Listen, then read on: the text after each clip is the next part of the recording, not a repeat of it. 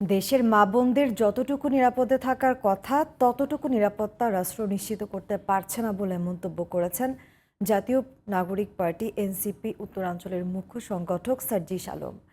শনিবার নারী নিরাপত্তা ও সাইবার সুরক্ষার দাবিতে জাতীয় জাদুঘরের সামনে এনসিপির বিক্ষোভ সমাবেশে তিনি বলেন, শকুনদের চোখ থেকে মা বোনদের রক্ষা করা এখন চ্যালেঞ্জ হয়ে দাঁড়িয়েছে।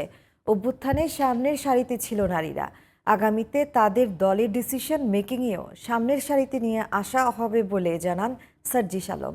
সেই সময় নারীদের হেনস্থা করলে আইনশৃঙ্খলা পরিস্থিতি ব্যর্থ হিসেবে প্রমাণিত হবে উল্লেখ করে সার্জিস আলম বলেন, আজকের পর থেকে কথা নয়, কাজ দেখতে চায় সবাই। আজকে আমাদের ঢাকা মেডিকেলের আইসিইউতে আমাদের মাগুরার ছোট্ট এক বোন আসিয়া মৃত্যুর সাথে পাঞ্জা লড়ছে। ওই শকুনদের দৃষ্টি থেকে আমাদের বোনদেরকে রক্ষা করা এখন একটি চ্যালেঞ্জ হয়ে দাঁড়িয়েছে। আজকের পর থেকে শুধু কথা নয়, আমরা কাজ দেখতে চাই এবং আমাদের নারীদের, বোনদের, মায়েদেরকে আমরা যেন এই সমাজে, এই রাষ্ট্রে তারা যতটুকু ডিজার্ভ করে এবং যতটুকু হওয়া উচিত ততটুকু জায়গা আমরা করে দিতে পারি।